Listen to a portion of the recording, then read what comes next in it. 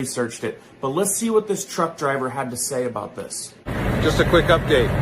It's Saturday, I believe, and here's the truck I've been driving for the last few days for Wilson Logistics.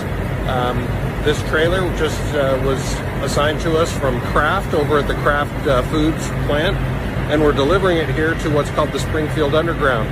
And that is, as you can see behind me, this giant cave that's big enough to house hundreds of these trucks and trailers. There's a train track running through here. Just to give you an idea, back here there's a regular sized truck. See how tall that is up there? It's just incredible. Anyway, having a great time, learning lots. I'm sure there's some of you out there that knew about this place, but for the majority of us, I don't think we knew about this place. So I watched a video of a high-ranking guy taking this news agency around in this underground facility. And what he said is this place is so big, they have upwards of 500 employees. And he said that they have 500 to 600 trailer trucks come through there daily. I mean, look, is this not crazy? I mean, I've never seen anything like it, and it's gargantuous. He also said in this facility that it's primarily food. Like you saw in that video with that truck driver, Kraft Food is contracting out this other truck business to take food down there. And this is not ran all by one company. All of this space down there is leased. It's leased to whoever buys it, probably to the highest bidder in some cases. Now it gets really interesting here in a minute, but he also says that they're expanding another 1 million square feet. They've already got 3.5 miles of road system down there. Some of you might be asking, well, where in the heck is this? It's called Springfield Underground, and I believe it's located in Missouri. And the guy also said that they have another location on the west side that they're developing that I don't think too many people know about, even the people that know about this one. So not only do they got 500 to 600 trailer trucks coming through here a day, they've also got BNSF coming through with trains. They've got railroad tracks coming through the underground. I mean, look, they've got huge railroad track systems that come through here and deliver huge boxcars of probably food. The main guy also mentioned that they have a huge area down there that has a huge stockpile of PPE, personal protective equipment, in case of a catastrophe and emergency. Now, I know a lot of you people are shocked about this. Like, I had no idea that this place existed. And the crazy thing is it's so deep down into the ground. Look how deep it is. I mean, that is considered underground. So with that, there's a lot of people out there that are suspicious about everything that goes on down there because it's a restricted area, gates and everything.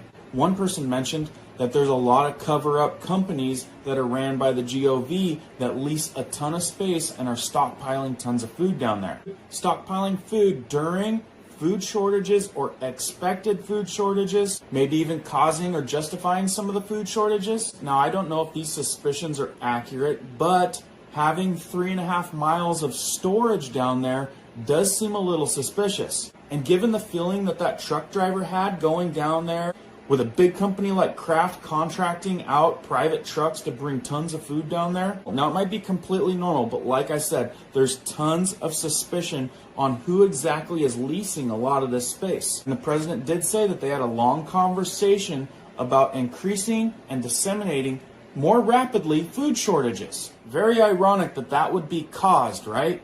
And that's the buzz right now. Tucker did a thing last night. Check out what he had to say. Last spring in March at a press conference in Brussels, Joe Biden explained that the sanctions he was imposing against Russia, while morally necessary, were also going to cause food shortages around the world, including here in the United States.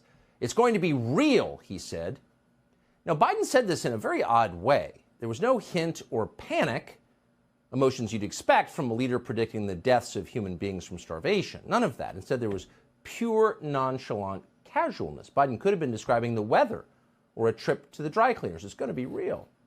When he met with the group, Biden said, they spoke about, quote, how we could increase and disseminate more rapidly food shortages. That's what Joe Biden said, verbatim. It's on tape.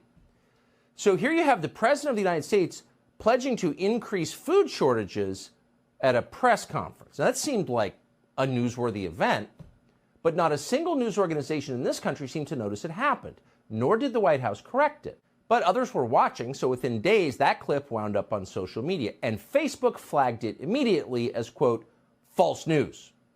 Now, strictly speaking, that's untrue. There's nothing false about the video. It was entirely real. No one can test that. But apparently, Facebook users were supposed to understand that Joe Biden is senile, and therefore he's not accountable for his own words. Taking Joe Biden literally qualifies as, quote, misinformation. Now, we'll leave that whole episode for you to assess. We can't know what Joe Biden was thinking, if anything, when he uttered those words in Brussels. We can only tell you what happened afterward. Strange disasters began to beset food processors all over the United States. In April, the next month, the headquarters of one of this country's largest organic food distributors was destroyed in a fire, cause unknown.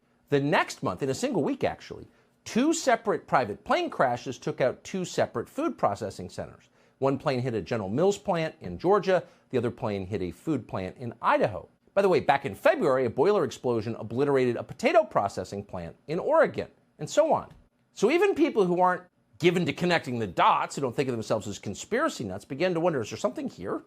So maybe you guys have some more information on this place. Maybe you know something I don't know. Let us know down in the comments below. Share this out to people so people can check this out. I didn't know about it. Really interesting that there's that big of a place that has got food storage, and there's probably a lot more places, guys. Anyway, I thought that was very interesting information that I thought you guys would want to know. Let me know your thoughts. Hit the like button and share this video. Keep prepping, keep learning, keep doing, guys. We'll see you on the next one.